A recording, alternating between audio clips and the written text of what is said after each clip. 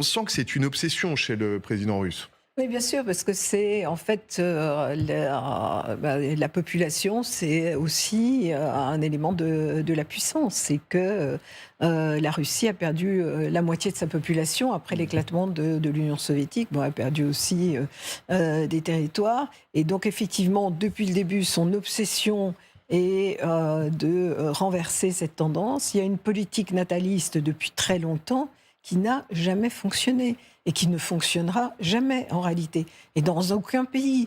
En Chine, il y a eu à l'inverse la politique de l'enfant unique. Quand les Chinois se sont aperçus que les conséquences risquaient d'être désastreuses, puisqu'on parle d'une baisse de la population déjà. Ouais. Non seulement une baisse, mais un risque de perte de la moitié de la population d'ici 2050.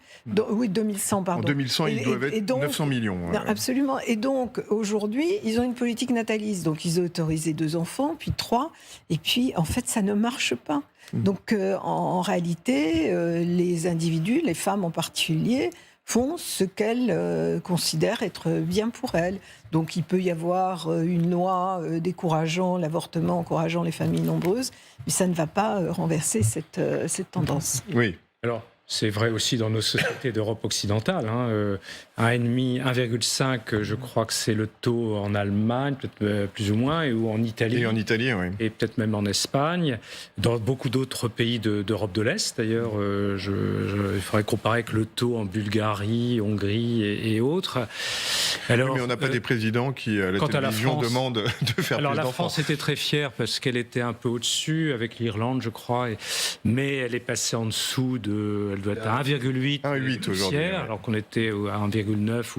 Donc il faut savoir que quand on est pas en dessous de 2, ça veut dire qu'au bout d'une génération, la population mécaniquement baisse, sauf évidemment l'immigration, autre sujet d'actualité et qui va peut-être aussi jouer pour la Russie. Il faudrait peut-être que la Russie ait une politique d'immigration. Ou l'élargissement, d'où peut-être la volonté de conquête d'un pays de 40 millions d'habitants et d'occupation, bien sûr. Non, mais quand je dis élargissement, c'est d'aller occuper un pays pour gonfler sa population. C'était absolument clair dès 2014, parce qu'en plus le Donbass possédait plusieurs agglomérations urbaines très densément peuplées.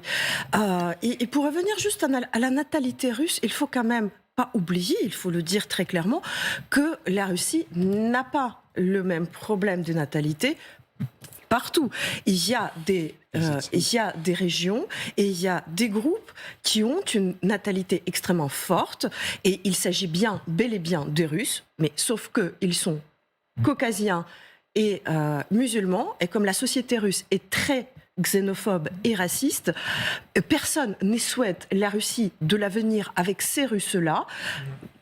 Quand bien même la société russe est d'accord à faire une guerre à ce Caucase pendant 10 ans, des dizaines d'années, et à les tuer juste parce qu'ils veulent vivre par eux-mêmes, non, mais ils ne veulent pas voir une société où les musulmans et les habitants du Caucase... Donc on parle de Tchétchènie, du Daghestan et de ces républiques-là. Et c'est même pour cela qu'il y a une obsession, c'est même pour cela qu'on a ce discours, vous l'avez bien relevé, que bon, le taux de natalité il est peut-être comparable à l'Europe, mais on fait des discours assez étranges, assez enfin, voire religieux, vous voyez, très idéologiques, très Troisième Reich aussi par la même occasion. Parce qu'ils cherchent, et le problème qu'ils cherchent à résoudre, c'est pas la natalité en soi, c'est le changement démographique, ça c'est la première chose. C'est également pour cela qu'il y a... C'est l'une des raisons pourquoi il y a l'obsession avec l'Ukraine qui est perçue comme une sorte de source pour les enfants qui ne sont pas... pour les enfants et pour les jeunes personnes notamment qui ne sont ni musulmans, ni... enfin, je ne veux pas utiliser les termes russes, donc voilà, mais qui sont perçus comme égaux aux Russes bien blancs, donc c'est bien la société qui est souhaitée par les autorités et par une grande partie de la population, vous voyez. Et bien entendu, donc on ne peut pas comprendre cette obsession et ces discours qui peuvent sonner de manière assez étrange, parfois 19e siècle, parfois même 18e, Ah oui. si on ne comprend pas ça.